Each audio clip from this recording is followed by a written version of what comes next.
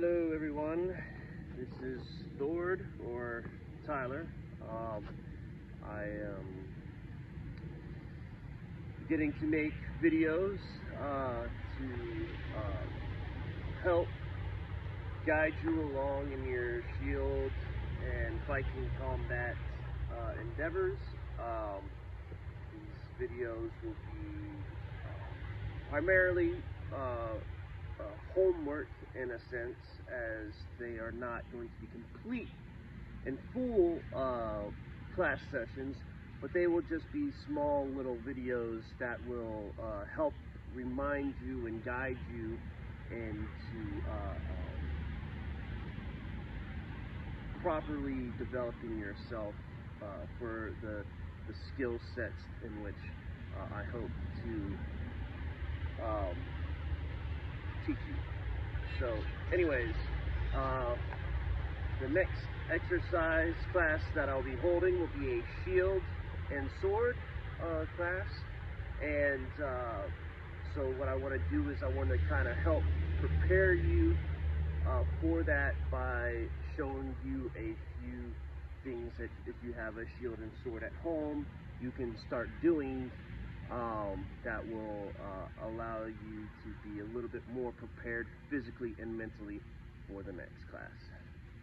So, without any further ado, I will continue and start with the video.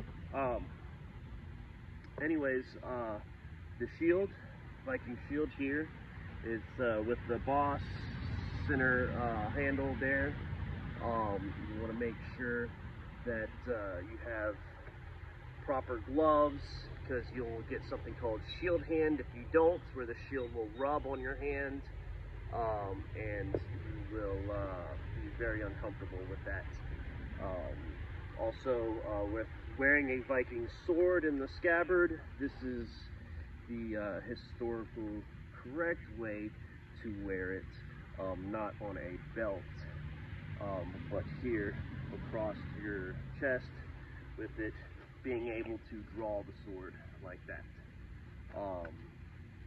So anyways, what I will start with is a simple exercise in preparedness for the strikes.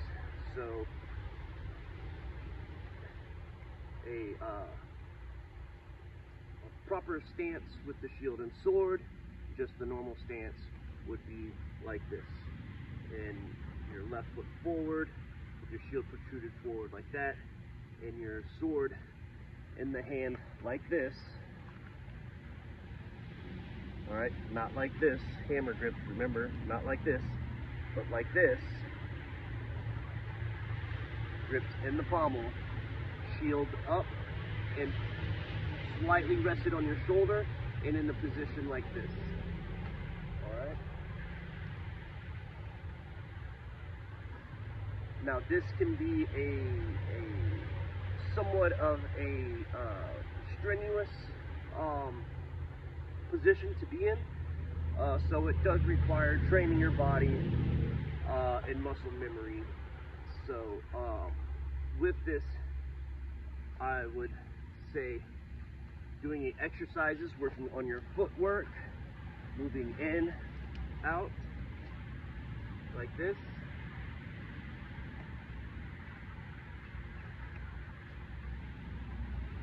And that will aid in strengthening your shoulders and arms, as well as your legs, with carrying the weight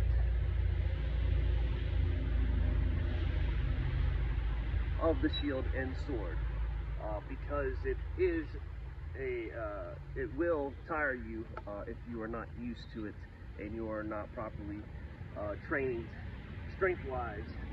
You will tire very soon within the fights.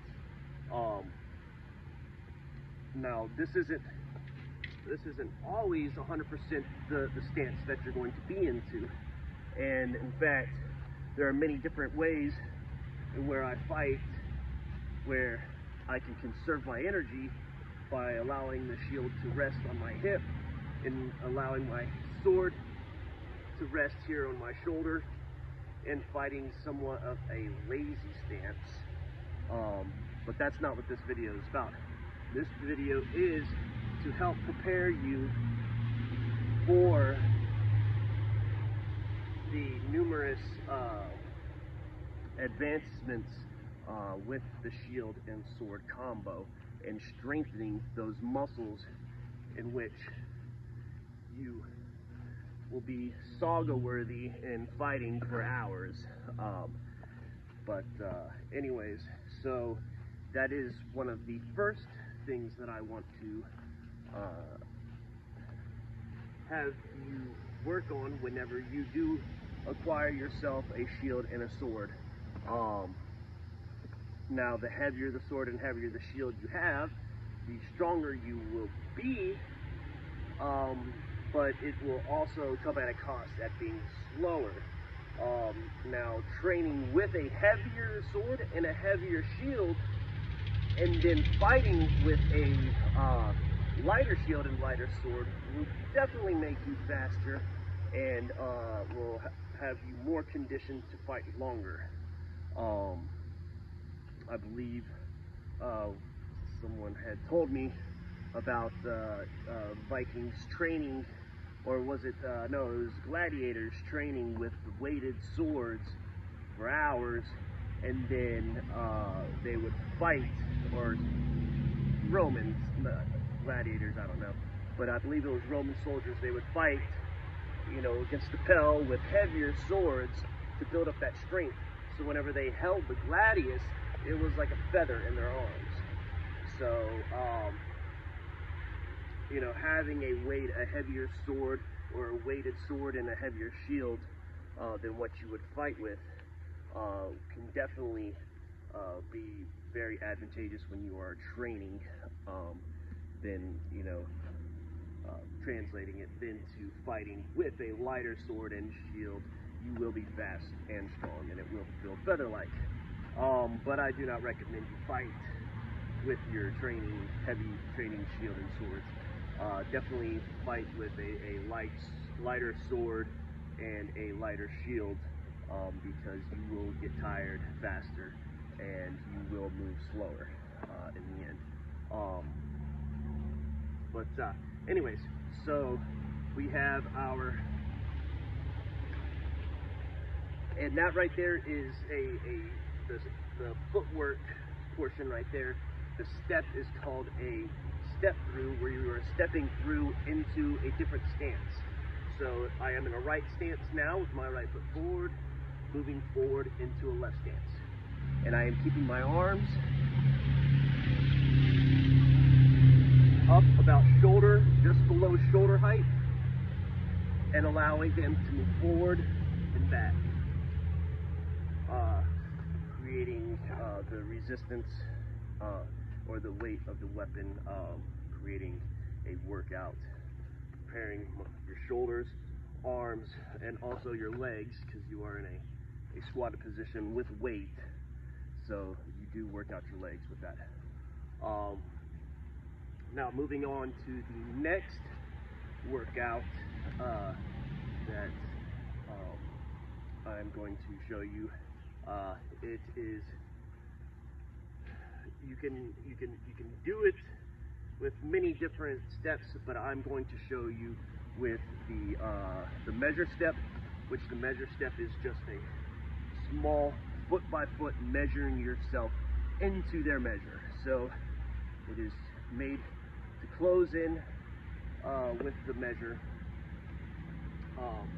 but then you'll have your sword and shield, and what you'll do is what you want to do is sort of weave yourself like this. Alright, so weaving yourself in like this.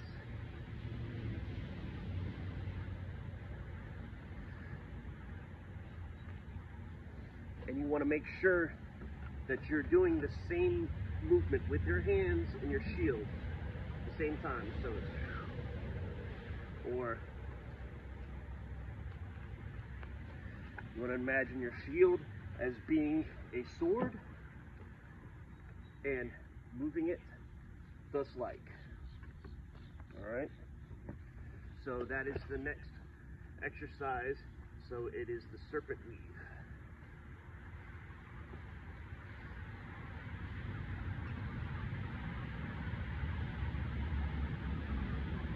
All right.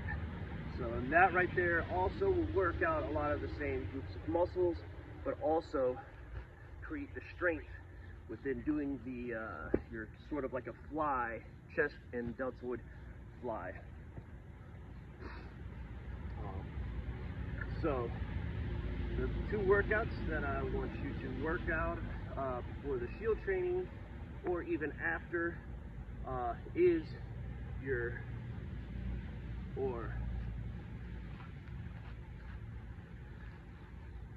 this, and then also your serpent weave. All right. So, anyways, keep it short and sweet, and thank you for your participation and allowing me to be the one that teaches you and helps you become a better fighter. Until next time, see ya.